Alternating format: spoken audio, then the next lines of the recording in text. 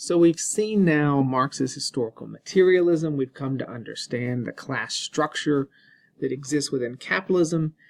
And through the parable of the shmoo, we've come to see and understand a little bit deeper the antagonistic interest, between classes, why it is that Marx sees capitalists and workers as an inherently hostile relation within capitalism.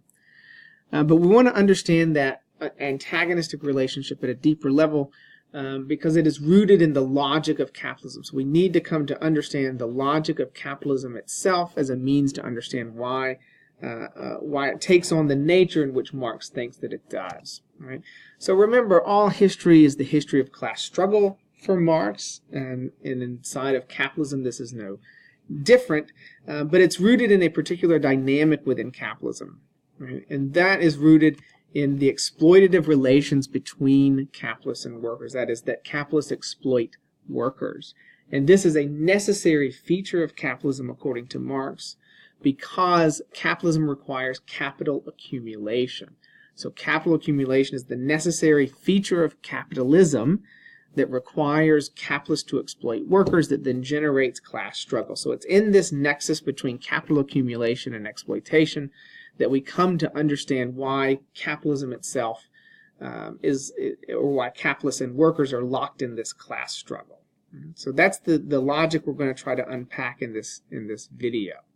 So we need then to understand what capital accumulation is. And to do that, Marx begins his discussion of this process within capitalism in his most famous work, Das Kapital, by way of a discussion and description of commodities, because at the root of capitalism for Marx are commodities themselves. And commodities, importantly, have a twofold nature underneath them. Just as a brief description, commodities are anything that can be bought and sold in a market. But importantly, they have a twofold nature within capitalism. In one sense, they have a use value. So when Marx speaks of a use value, he's simply talking about the utility of some object. We can use this object to enhance our lives or to fulfill some human needs. So desks and paper and books and pens and computers all make learning possible. So they have use values for us in the process of learning. But importantly, Marx argues all commodities have a second nature behind them, which he describes as their exchange value. And this is going to be a critical concept for Marx. When he talks about exchange value, he's simply talking about the price that you can get for something on a market. And at a deep level, he means the relationship between two commodities. Right? The price of one commodity relative to the price of another. And this exchange value of commodities is something that only exists within capitalism for Marx. Right? And this is a defining feature of capitalism because what it means is that we produce things in order to exchange them on a market rather than merely producing them for their own use value. So use value has an inherently qualitative characteristic behind it. It's intrinsic to the commodity itself. But exchange value is unique within capitalism. It is, in fact, the thing that makes something a commodity itself. So if something doesn't have an exchange value, it's not, in Marxian terms, really a commodity anyway. Okay, so that's what we mean by commodities. And this is important because what Marx is going to do next is to talk through the way in which commodities circulate through capitalist markets. And he unfolds two circulations of commodities. The first he calls CMC. This is when you take an existing commodity, you sell it for some sum of money, and then you use that money to purchase other commodities. This is what you do in your daily life. You actually sell your labor to someone else in exchange for a wage. They give you your wages, and you take those wages and then go purchase things on a market for yourself. In this, the goal is to sell something in order to buy something else. We sell our labor in order to get the wages, the money to purchase the things that we need in our life. But this is not the defining feature of capitalism for Marx. This is the superficial version of capitalism. What capitalism is really about is what he calls MCM chains of circulation. The goal of an MCM chain of circulation is to buy something in order to sell it. That is, you want to take some pot of money, M, and you want to purchase some bundle of commodities that you can then use to obtain more money. Right? So a capitalist takes a pot of money, purchases raw materials, machinery, labor power, purchases those things, uses it to produce other commodities that they're then going to sell on a market and capture what they think will be a greater pot of money. This is what stock markets look like. You take some money, you purchase a bunch of stocks in the hopes that they will be converted then into higher valued stocks later on. Now, of course, the capitalist goal here is to have a larger pot of money than they had when they started. So Marx talks about MC M prime, where M prime is greater than M, right? And that's what this little tick mark is here above the M. So their goal is to have M prime be greater than M. And when that happens, now we have what Marx calls capital accumulation. They're accumulating more and more capital for themselves, more value for themselves. But this raises an interesting question for Marx. How are capitalists going to take some pot of money and then turn it into a greater sum of money over time? And this becomes the real mystery of capitalism for Marx and the secret to which he thinks he has uncovered the answer. So let's take a look at that. And the real answer to this lies in the notion of surplus value. So remember, we're talking about MC M prime, a situation in which a capitalist begins with a pot of money, purchases a bunch of commodities, and then converts that into a greater sum of money. So here, we want M prime to be greater than M, and when that happens, we call that surplus value. So this is just defining our terms. M prime minus M equals surplus value. So when M prime is greater than M, surplus value is greater than 0, and that is the ultimate goal of a capitalist, to have surplus value that is greater than 0. But how is the capitalist actually going to accomplish this? Well, Marx says that surplus value is comprised really of two basic economic terms: exchange value, that is represented here, and the costs of production. Exchange value is simply what you can get for a product on the market, right? How much can you obtain when you go to sell your products on a market? The cost of production then are what it costs you to actually produce the thing you're trying to sell on a market.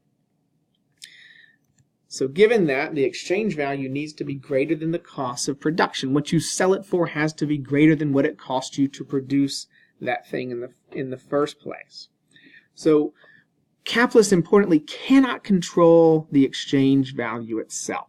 I mean, this is, for Marx, sees this as set on a market. At least for the volume 1 of Capital, he just assumes that prices are set on a market, therefore your exchange value is set on a market, and capitalists cannot control that. So what can capitalists control? They can control the cost of production.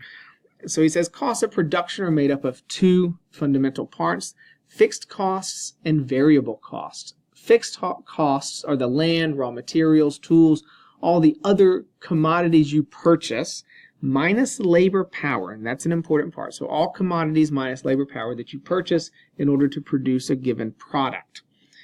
Variable costs are, for Marx, labor power, or labor itself. That's the only thing they can actually affect in this equation, right? So fixed costs are all fixed because you purchase them on a market, so the price is already fixed for you.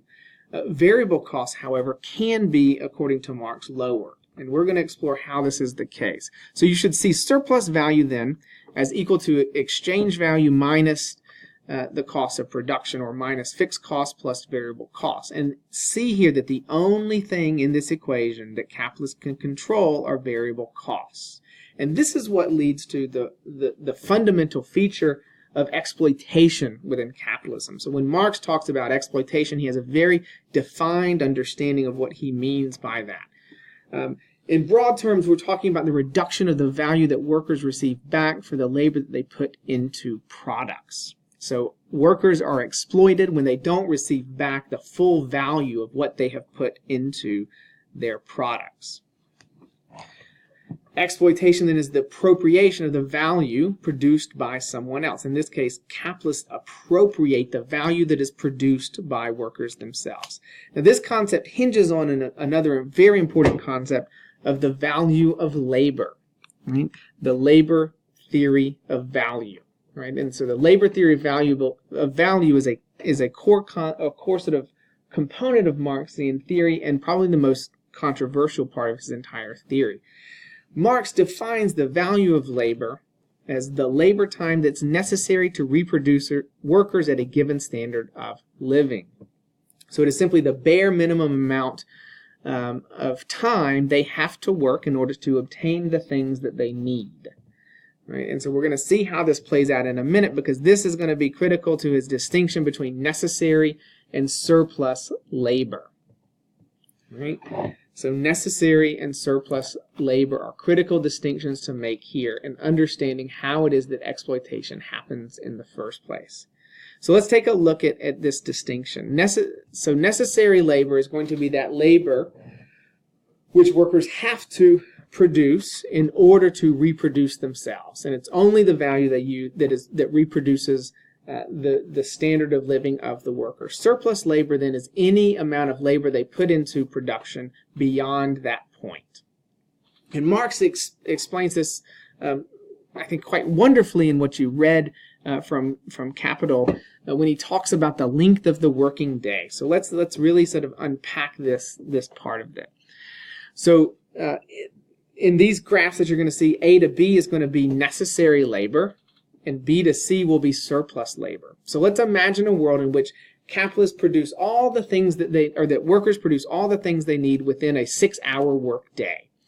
Right? If they don't work any more than 6 hours, there is no surplus labor in the system. But of course, this is a problem for capitalists, because that means they don't get any of the value, any surplus value for themselves. So capitalists have to figure out how to do this. And one trick is to extend the length of the working day.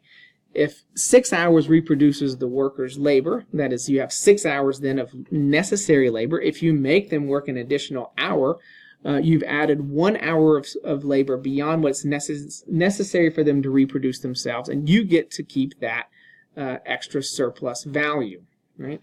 So B to C then represents 1, and A to B represents 6. So you've got 1 hour of surplus labor. Let's extend it out even further. If we can get workers to work an additional 3 hours, right? Instead of working 7 hours, we'll get them to work 9 hours in a work day.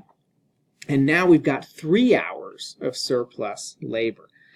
So they're just extending the length of the workday as a means to extract more surplus value. But this is a fairly obvious way to do it. So one of the things that we see capitalists doing, and this connects Marx back to Smith, is that if they can find machine improvements, technological improvements on production process itself, they can actually reduce A to B. So that now it takes only 2 hours to reproduce the worker, but you still, if you keep them for that full 6 hours, now you've got 4 hours of surplus labor, right?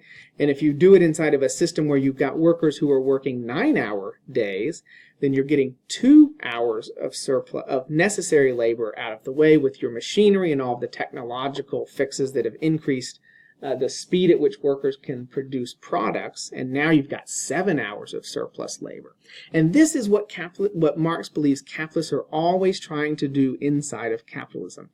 Increase the amount of surplus labor, reduce the amount of necessary labor. You can lengthen the working day as a means to extract surplus labor, or you can shorten the amount of necessary time, necessary labor time for workers to engage in, thereby meaning that as long as you keep them there for the full 9-hour workday, right, you're getting instead of only getting 3 hours of surplus labor in the system right here, you're now getting 7 hours because you've introduced machinery and other technological devices. You've increased the division of labor in such a way, de-skilled workers and so forth, to thereby increase your own surplus value. So this Marx sees as the fundamental feature of capitalism that is generates those antagonistic interests. Capitalists need to accumulate more capital. The only way they can do this is to exploit workers, and this then generates class struggle. We will talk more about this in future videos. Have a great day.